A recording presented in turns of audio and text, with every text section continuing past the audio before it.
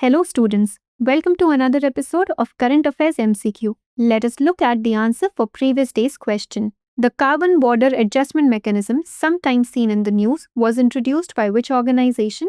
A. European Union, B. UNEP, C. UNFCCC, D. International Civil Aviation Organization. The correct answer is option A. Carbon Border Adjustment Mechanism is the EU's tool to put a fair price on the carbon emitted during the production of carbon-intensive goods that are entering the EU and to encourage cleaner industrial production in non-EU countries. It ensures that the carbon price for import matches the carbon price applied to EU-produced goods, maintaining fair competition. Goods covered by CBAM. CBAM applies to high-risk carbon leakage goods such as cement, iron and steel, aluminium, fertilizers, electricity, and hydrogen. Hence, option A is the correct answer. Moving on to the first question. Consider the following statements. 1. Organ donation and transplantation in India are regulated under the Transplantation of Human Organs and Tissues Act 1994. 2. India is the third country in the world after the USA and China in terms of the total number of transplants done in a year. Which of the statements given above is or are correct? A. 1 only, B. 2 only, C. Both 1 and 2, D. Neither 1 nor 2. The correct answer is option C. Organ donation and transplantation in India are regulated under the Transplantation of Human Organs and Tissues Act 1994, amended in 2011. Hence, statement 1 is correct. India is the third country in the world after the USA and China in terms of the total number of transplants done in a year. Hence, statement 2 is correct. The National Organ and Tissue Transplant Organization under the Ministry of Health was set up as per the Transplantation of Human Organs Amendment Act 2011. Hence, option C is the correct answer. Question 2. Consider the following statements regarding the Employment-Linked Incentive Scheme. 1. Employers will be incentivized for up to 2 years for creating new jobs with additional incentives for more than 2 years in the manufacturing sector. 2. Under the scheme, EPFO registered firms must hire 2 additional employees and 5 additional employees with a minimum of 6 months retention. Which of the statements given above is or are correct? A. 1 only, B. 2 only, C. Both 1 and 2, D. Neither 1 nor 2. The correct answer is option C. Employment-Linked Incentive Scheme. Key components. Part A.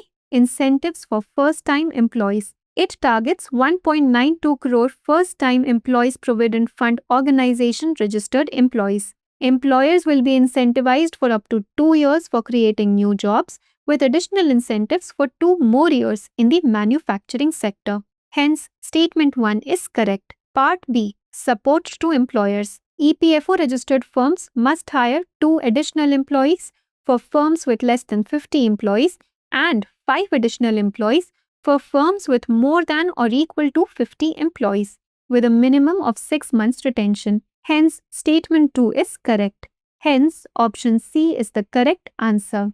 Question 3. Consider the following statements regarding the Indus Water Treaty. 1. The treaty grants India unrestricted access to 3 eastern rivers, Beas, Ravi, Satluj, and allocates the 3 western rivers, Chenab, Indus, and Jhelum, to Pakistan. 2. The treaty established the Permanent Indus Commission, which is mandated to convene annually. Which of the statements given above is or are correct? A. 1 only, B. 2 only, C. Both 1 and 2, D. Neither 1 nor 2. The correct answer is option C. Indus Water Treaty is a water-sharing agreement between India and Pakistan signed in 1960 under the aegis of World Bank to divide the waters of the Indus River and its 5 tributaries between the countries. Key provisions. Water Sharing Agreement. The treaty grants India unrestricted use of the 3 eastern rivers, Beas, Ravi, Satluj, and allocates the 3 western rivers, Chenab, Indus, Jhelum, to Pakistan. Hence, statement 1 is correct. As per this agreement, Pakistan is allocated roughly 80% of the water from the Indus water system, while India receives approximately 20% of the water share. Permanent Indus Commission. The treaty mandated the establishment of a PIC with representatives from both countries, which is required to meet annually to ensure the implementation of the treaty. Hence, statement 2 is correct. Amid the 𝐿𝐴HGAM terror attack, India has suspended the Indus Waters Treaty. Hence, option C is the correct answer. Question 4. Consider the following statements regarding Pradhan Mantri Ujjwala Yojana. 1. The scheme was launched in 2016 by the Ministry of Rural Development. 2. Only adult women from eligible deprived households are entitled to apply for LPG connections under the scheme. 3. Ujjwala 2.0 provided for easier access of LPG connections for migrant households without requiring proof of address or ration cards. Which of the statements given above is or are correct? A. 1 and 2 only. B. 2 and 3 only. C. 1 and 3 only. D. 1, 2 and 3. The correct answer is option B. Pradhan Mantri Ujjwala Yojana was launched in 2016 by the Ministry of Petroleum and Natural Gas to provide clean cooking fuel and removing traditional firewood and coal, specifically LPG, to rural and economically disadvantaged households. Hence, statement 1 is not correct. Only adult women from eligible deprived households such as SC, ST, AAY, PM Awas Gramin beneficiaries, tribal groups, SECC listed households, and other poor families are entitled to apply for LPG connections under the scheme. Hence, statement 2 is correct. Under Ujjwala 2.0, special provisions allow migrant families to obtain LPG connections through self-declaration without requiring proof of address or ration cards. Hence, statement 3 is correct. Hence, option B is the correct answer. Question 5. Consider the following statements. 1. A lower current account deficit can enhance investor sentiment, making the country's currency more appealing to investors. 2. A surplus in the current account can increase foreign exchange reserves, thereby strengthening the value of the local currency. Which of the statements given above is or are not correct? A. 1 only. B. 2 only. C. Both 1 and 2. D. Neither 1 nor 2. The correct answer is option D. Current account deficit is when the value of a country's imports of goods and services is greater than its exports. CAD and fiscal deficit together make up twin deficits that can impact the stock market and investors. A lower CAD can boost investor sentiment and make the country's currency more attractive to investors. Hence, statement 1 is correct. A surplus in the current account indicates that money is flowing into the country, which can boost foreign exchange reserves and the value of the local currency. Hence, statement 2 is correct. Hence, option D is the correct answer. Question 6. With reference to the foreign direct investment, consider the following statements. 1. The Department for Promotion of Industry and Internal Trade is the main regulator of FDI in India. 2. Under FDI, non-residents can invest in Indian companies' shares only through the government approval route. 3. FDI in India is strictly prohibited in sectors like chit funds, real estate and the tobacco industry. Which of the statements given above is or are correct? A. 1 and 2 only. B. 2 and 3 only. C. 1 and 3 only. D. 1, 2 and 3. The correct answer is option C.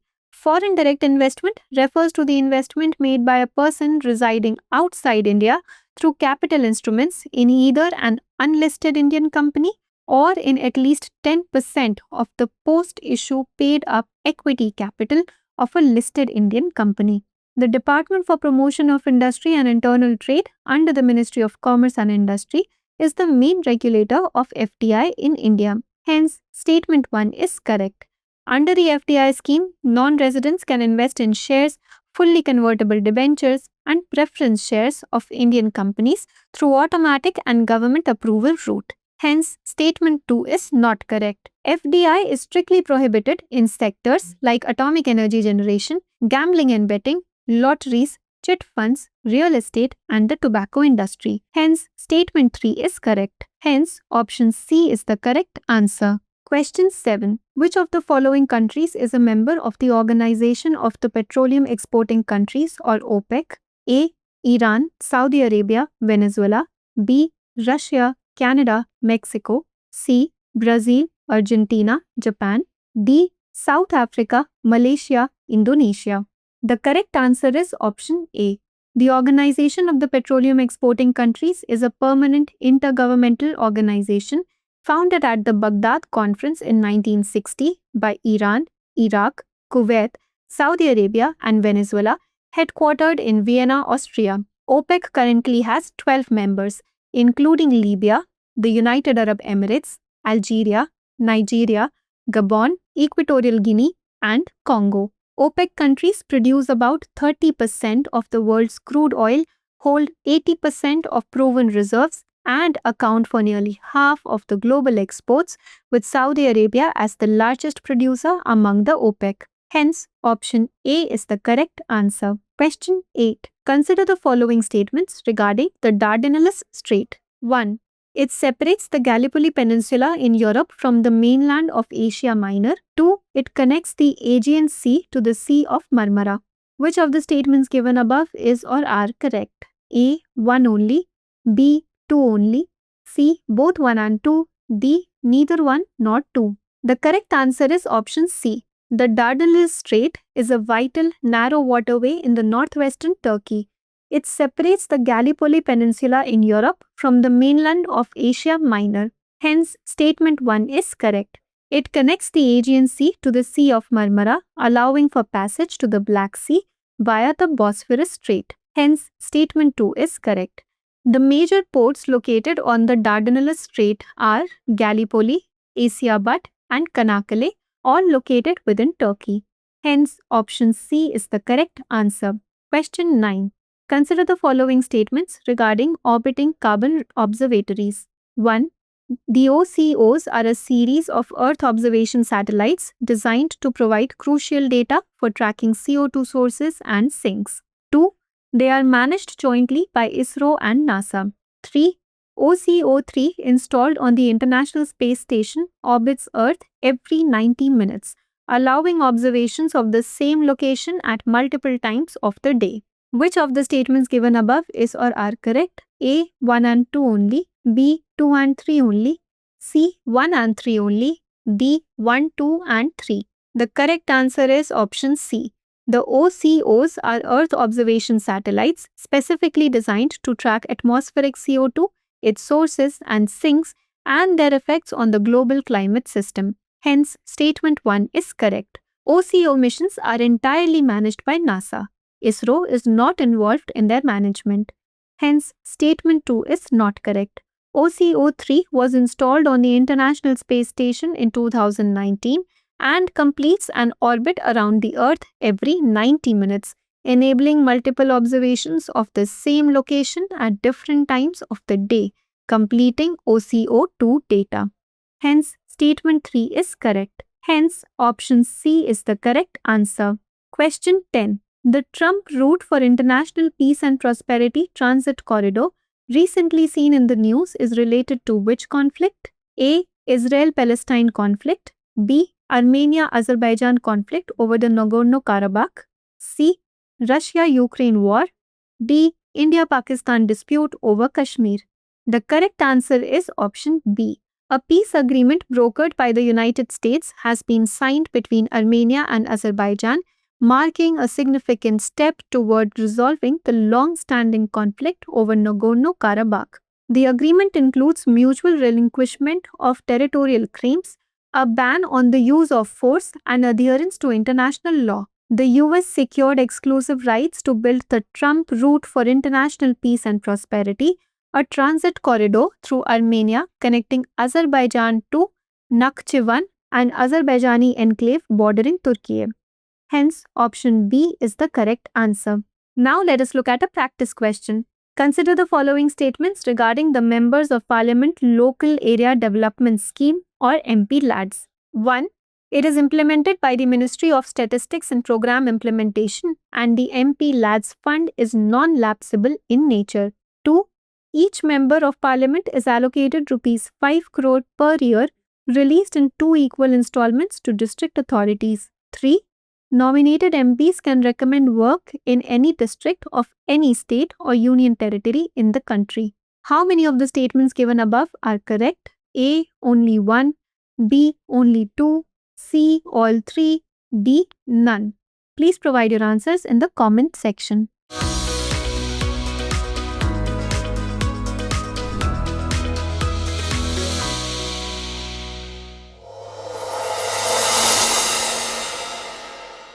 For more informative content, like, share and subscribe, and do not forget to press the bell icon to get the notifications.